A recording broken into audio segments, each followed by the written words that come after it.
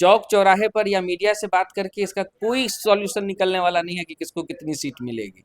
जो उचित प्लेटफॉर्म है वहां बात हो रही है। उपेंद्र कुशवाहा कद्दू के भतिया नहीं है, कोई उंगली दिखाएगा गल जाएगा, ये कहने की जरूरत क्यों पड़ी उपेंद्र कुशवाहा को? और ये महागठबंधन के लिए नहीं था, ये आरजेडी कांग्रेस के लिए नहीं था, ये एनडीए के दल के लिए ही था, बीजेपी के लिए था। बीजेपी ने गारंटी दे दी है कि 2024 के लोकसभा चुनाव में काराकाट में जो खेल उपेंद्र कुशवाहा के साथ हुआ वो 2025 के विधानसभा चुनाव में नहीं होगा। ऐसी ऐसी गारंटी, ऐसा आश्वासन दिया है भारतीय जनता पार्टी ने। ये तो उन नासमझ लोगों को संदेश देना था, सर ने दे दिया। अब ये समझने की बात तो उनकी तरफ से है। और कोई भी संगठन अपने संगठन को देखने की जिम्मेवारी उस दल की होती है। तो भारतीय जनता पार्टी से आपको पूछना चाहिए कि उनको क्या सीख मिली इस सब चीज।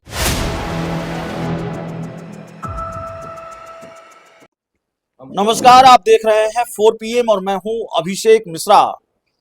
देखिए, उपेंद्र कुशवाहा और उपेंद्र कुशवाहा के कुनबे में जश्न का माहौल है। पिछले दिनों मुजफ्फरपुर में उपेंद्र कुशवाहा की पार्टी राष्ट्रीय लोक मोर्चा की रैली थी और जाहिर तौर पर रैली में जो भीड़ दिखी, रैली की जो तस्वीर दिखी, उपेंद्र कुशवाहा की पार्टी गदगद है।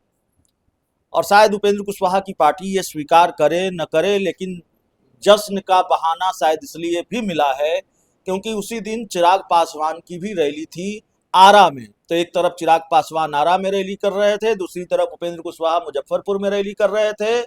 और शाहाबाद का इलाका, जहां माना जाता है कि उपेंद्र कुशवाहा का प्रभाव है, वहां से चिराग पासवान ने अपना चुनावी शंखनाद किया। तो चिराग पासवान से कम सफल रैली उपेंद्र कुशवाहा की रैली नहीं रही, ये पार्टी का भी दावा है, कई जानकारों की भी ये राय है। हमारे साथ नितिन भारती जी हैं, पार्टी के प्रवक्ता हैं। आमतौर पर जब बड़ी सभाएं होती हैं और छोटे घटक दलों की जो रैलियां होती हैं, उनकी सफलता पर प्रश्न चिन्ह लगते हैं, वो किसी भी गठबंधन में हो। लेकिन आप लोग जाहिर तौर पर गदगद हैं, मुजफ्फरपुर में शक्ति प्रदर्शन में कामयाब रहे हैं। अब ये सवाल मुंह बाए खड़ा है कि ये जो शक्ति प्रदर्शन मुजफ्फरपुर में आपने किया है, उसका बीजेपी पर क्या असर होगा, आपकी बार्गेनिंग पावर पर क्या असर होगा?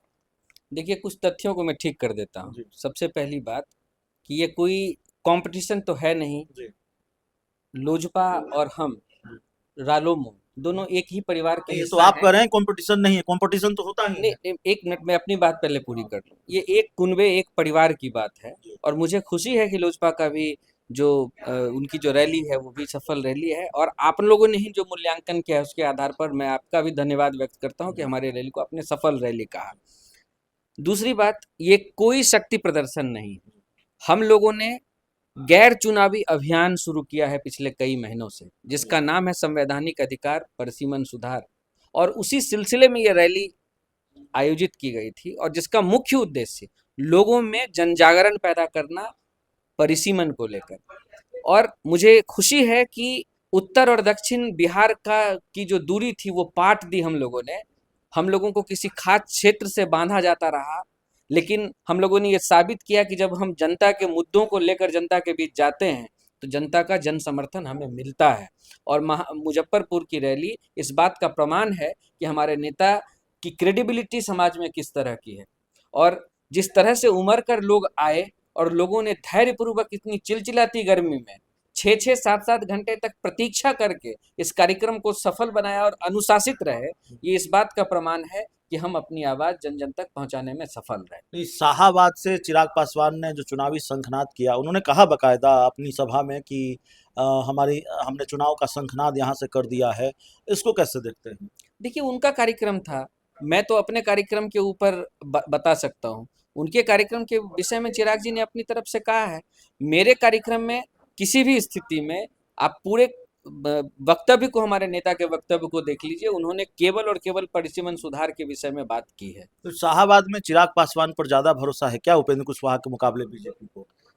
हर एक पार्टी अपने जनाधार को बढ़ाने का प्रयास करती है और वो कार्यक्रम भारतीय जनता पार्टी के द्वारा प्रायोजित तो नहीं था, वो तो लोजपा का कार्यक्रम पर्दे के था। पीछे भारतीय जनता पार्टी है, ऐसी देखिए, बात कही जा हम रही लोगों के पास इस तरह का कोई चश्मा नहीं होता है। हमारे नेता ने कुछ दिन पहले कहा, मैं आपको फिर से दोहरा देता हूँ कि मीडिया में इतनी ताकत है कि बिना आग के धुआं निकाल सकती है। तो आप धुआं धुआं निकालिए, उसमें बीजेपी को देखिए, बीजेपी के बड़े नेताओं को देखिए, ये आपकी मर्जी हो सकती है।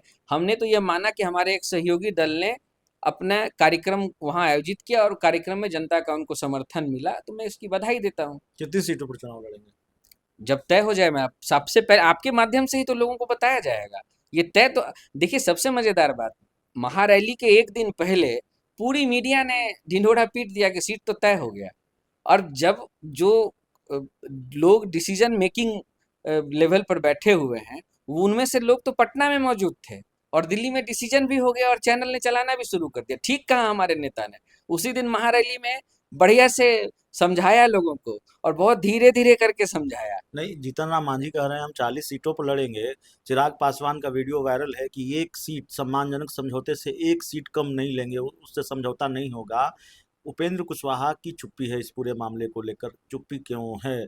क्या आपके पास कोई दूसरा मुफीद विकल्प नहीं है इसलिए चुप्पी है, या फिर आपने ये तय कर रखा है कि भारतीय जनता पार्टी जो हिस्सेदारी देगी वो हमें मंजूर होगा, 2-4 सीटें भी मंजूर होगी? हर गठबंधन का एक धर्म होता है। जी। दूसरे लोग क्या कर रहे हैं इस पर कमेंट करना मेरे लिए उचित नहीं गठबंधन है। धर्म तोड़ रहे हैं अगर ऐसा कर रहे नहीं, हैं तो? ऐसा कुछ नहीं कर रहे। मैं किस तरीके से, हमारे नेता किस तरीके से किस गठबंधन में रहते हैं, उसका ये प्रमाण है कि हम शुचिता की राजनीति करते हैं। मेरे नेता शुचिता पर विश्वास करते हैं। जहां जब जिस जगह पर कहने की जरूरत होती है, आप निश्चिंत रहें कि उस जगह पर कही जाती है वो बात। चौक चौराहे पर या मीडिया से बात करके इसका कोई सॉल्यूशन निकलने वाला नहीं है कि किसको कितनी सीट मिलेगी। जो उचित प्लेटफॉर्म है वहां बात हो रही है। 7-8 सीटों को लेकर हमें जानकारी है कि उपेंद्र कुशवाहा या आपकी पार्टी चाहती है कि हर हाल में वो सीटें आरएलएम के खाते में आए, और उसके लिए आपके पास बहुत तगड़े उम्मीदवार भी हैं। जैसे नरकटिया और भी कई सीटें हैं। शेखपुरा का जिक्र हमने आज किया एक वीडियो में, एक खबर में। आपकी पार्टी के कद्दावर नेता हैं जितेंद्र नाथ, वहाँ से चुनाव लड़ सकते हैं। शेखपुरा से जनता दल यूनाइटेड चुनाव लड़ी थी, चिराग पासवान भी वो सीट चाहते हैं। तो चिराग पासवान की बात छोड़ देते हैं, लेकिन जेडीयू बहुत कम अंतर से वो सीट हारी थी।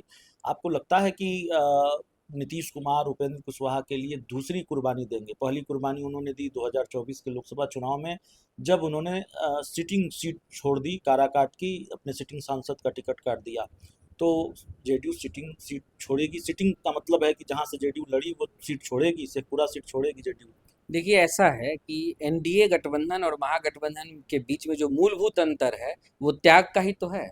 आप अभी से नहीं, पीछे कई चुनावों का आप अगर ब्यौरा देखेंगे, तो हर पार्टी ने किसी न किसी स्तर पर त्याग किया है, तब जाकर ये गठबंधन इतना मजबूत हुआ है। अब इसकी तुलना महागठबंधन से करेंगे, उसकी दिक्कत क्या है उन लोगों की, कि उन लोगों को तो एक ही कुएं से पानी निकालना है। किसी की ताकत बढ़ जाए तो दूसरे को परेशानी शुरू हो जाती है। और यहाँ है कि कोई भी नया गठबंधन आता है तो वो उस गठबंधन के साथ अपने समर्थकों को ऐड करता है।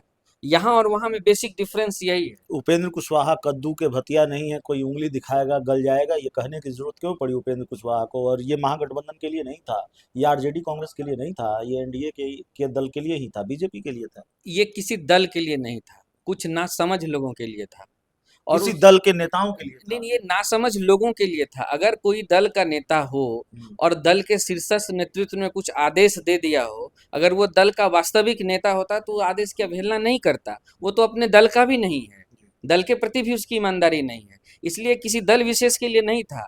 बार बार इस विषय को उठाने का मतलब केवल यही है कि आगामी चुनाव सामने है, हम सबको सचेत होने की जरूरत है। पिछली बार जो गलती हो गई वो दोबारा ना हो, ऐसे नासमझ लोग फिर से एक्टिव ना हो, इसके लिए सर ने इस बात को याद कराया, और कोई बड़ी बात नहीं है। क्या आप ये मानते हैं कि उपेंद्र कुशवाहा जिस जाति समाज से आते हैं, जाति समाज की बात करनी पड़ेगी बिहार के चुनाव में, और जाहिर है जातीय समीकरण मायने रखता है, तो उपेंद्र कुशवाहा जिस जाति समाज से आते हैं, या सबसे ज़्यादा जिस जाति के वोटरों पर उनकी पकड़ मानी जाती है, उसी जाति समाज से आने वाले एनडीए के जो दूसरे बड़े नेता हैं, उनको उपेंद्र कुशवाहा से खतरा महसूस होता है, और एक तरह से जिसको कहते हैं टांग खिंचाई की कोशिश होती है, उपेंद्र कुशवाहा के साथ खेल की कोशिश हुई।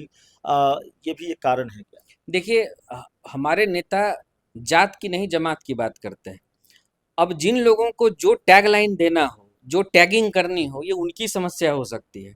हमारे नेता ने कभी यह दावा नहीं किया कि हम अमुक जाति के नेता हैं, हमेशा जमात की नहीं, बात करते हैं। दावा नहीं किया, लेकिन उपेंद्र कुशवाहा से एनडीए के ही कुछ नेता खतरा महसूस करते हैं, ये तो मानते अब हैं आप? ये तो जिसके विषय में आप कह रहे हो, ये उनसे प्रश्न करना ज़्यादा बेहतर है, हमको तो किसी से खतरा नहीं है। आपको मालूम है मैं किसके विषय में कह रहा नहीं, हूँ? ये मैं कैसे जान सकता हूँ? मुझे मन पढ़ना तो आता नहीं है। अभी आपने जिनकी तरफ इशारा किया, मैं उन्हीं के विषय में कह रहा हूँ। नहीं, मैंने किसी की तरफ इशारा नहीं किया, मैंने कहा कि आप जिसकी बात कर रहे हैं, ये उनसे ही जाकर आप पूछ सकते हैं ना। मेरे नेता के विषय में मैं प्रवक्ता अपने नेता के लिए हूँ, अपनी पार्टी के लिए हूँ, और मेरे नेता जमात की बात करते हैं, सामाजिक सरोकार से मतलब रखते हैं और मुद्दों की राजनीति करते हैं। तो हमें इस बात का फ़क्र है कि मेरे पास एक बेदाग छवि का नेता है, जिसको लोग पसंद करते हैं। इसका प्रमाण एक बार फिर मुजफ्फरपुर में दिखाई तो दिया। बीजेपी ने गारंटी दे दी है कि 2024 के लोकसभा चुनाव में काराकाट में जो खेल उपेंद्र कुशवाहा के साथ हुआ वो 2025 के विधानसभा चुनाव में नहीं होगा। ऐसी ऐसी गारंटी, ऐसा आश्वासन दिया है भारतीय जनता पार्टी ने।